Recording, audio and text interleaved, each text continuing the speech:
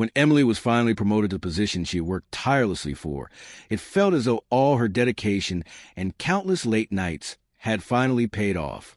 For years, she had been proving herself, always willing to take on additional responsibilities, and pushing herself to excel.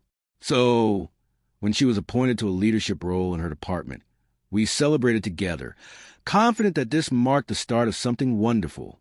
Little did we know, her new boss, Richard, would turn her triumph into a nightmare. At first, Richard appeared to be just another demanding manager, intense, critical, and constantly pushing his team. This was nothing new in the corporate world, where high expectations were the norm. However, it didn't take long for Emily to notice that he treated her differently.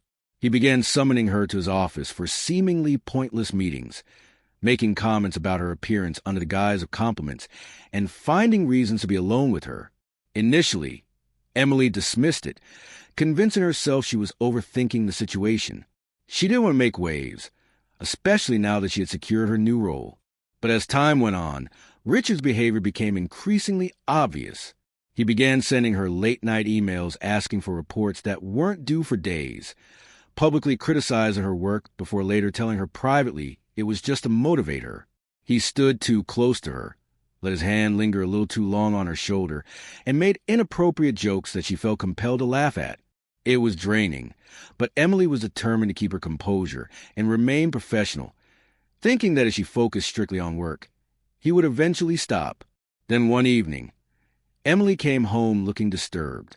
She barely spoke at dinner, and I could tell something was off. When I asked her about it, she hesitated before revealing what had happened. That afternoon, Richard had summoned her to his office, shut the door, and leaned against his desk, staring at her in a way that made her feel uncomfortable. He began by telling her that she had a bright future ahead of her and that he could help her rise even further in the company. But then his tone shifted, and he suggested that if she wanted things to remain smooth between them, she needed to show some appreciation for all he had done for her. Confused, Emily asked him to clarify, but he just smiled and warned her that it would be a shame if people started questioning her qualifications for the position she held. He left those words hanging in the air before dismissing her with a smug look. As she walked out of his office, Emily felt sick, fully understanding what he was implying. Hearing her recount this filled me with fury. The idea that Richard was threatening her career, her livelihood, after all she had worked for, made my blood boil. I wanted to march straight to his office and make him regret ever speaking to her like that, but I knew that losing my temper wouldn't help her. If anything, it would give him more leverage. Instead, I decided to ruin him in a way he'd never expect.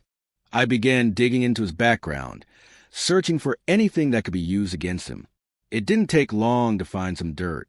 Richard had been in his position for years, and during that time, multiple women had left the company unexpectedly after working under him. While none had gone public with their stories, the pattern was undeniable.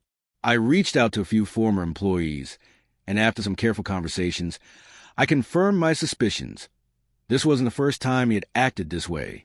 Some women had been coerced into silence, while others had simply quit to escape him. But that wasn't enough. I needed something that would completely dismantle him. After further investigation, I uncovered something far more damaging. Richard wasn't just a predator. He was a fraud. He had been manipulating company finances, approving bonuses for himself while covering it up with fake expenses. To make matters worse, he was having an affair with a junior employee, and his wife just happened to be the daughter of the company's CEO. His entire career had been built on that connection, and if she ever found out what he was doing, it would all come crashing down. I gathered all the evidence, emails, financial records, messages between him and his mistress, and compiled it into a single explosive report. I then sent it anonymously to the company's HR department, the CEO, and the board of directors. To ensure his wife learned the truth, I made sure she received the evidence as well. What followed was nothing short of complete collapse. Within days, Richard was under investigation. The financial fraud alone was enough to have him fired.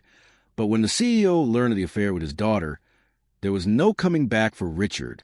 His wife left him, taking their children and freezing his assets.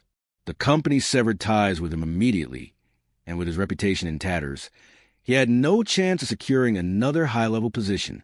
To make matters worse, an external audit revealed even more financial discrepancies, bringing the IRS into the investigation. Richard lost everything. As for Emily, with Richard gone, the toxic atmosphere in her department evaporated. She was finally able to focus on her work without the constant fear and stress.